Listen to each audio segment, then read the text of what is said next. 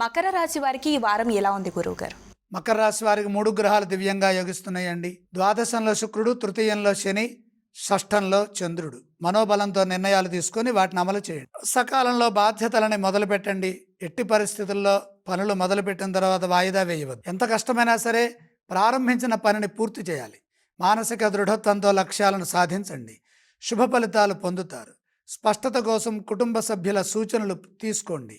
అవి మీకు ఎంతగానో శక్తిని ప్రసాదిస్తాయి. మరియు చేస్తున్న పనుల్లో స్పష్టత వస్తుంది. ఆర్థిక పరంగా మిశ్రమ ఫలితాలు గోచరిస్తున్నాయి. కృషికి తగిన ప్రతిఫలం లభిస్తుంది.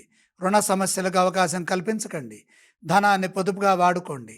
చంచలత్వ నిర్ణయాలతో ఆర్థిక సమస్యలు ఎదురుకాకుండా చూసుకోవాలి. ఏకాగ్రతతో పనిచేయడం ద్వారా సత్ఫలితాలు వస్తాయి. ఉద్యోగంలో ఎదురయ్యే సమస్యలని బుద్ధి సామర్థ్యంతో అధిగమించండి. అనుభవపూర్వకంగా పనిచేయటం మంచిది. ఒత్తిడి లేకుండా ఉండటం కోసమై కాలాన్ని చక్కగా సద్వినియోగం చేసుకోవాలి. వ్యాపారంలో కూడా ఏకాగ్రతతో పనిచేసి విజయాలు సాధించాలి. ఈ రాశి వారు ఏ స్తోత్రం పఠిస్తే బాగుంటుందంటారు? మకర రాశి వారు సుబ్రహ్మణ్య ఆరాధన చేయటం మంచిది. ఈ రాశి వారు ఏ ఆలయాన్ని సందర్శించాలి? మకర రాశి వారు సూర్యుణ్ణి దర్శించండి. ఏవేవి దానం చేస్తే బాగుంటుంది గురువుగారు? బుధ ప్రీతిగా కొద్దిగా పెసలు దానం చేయండి.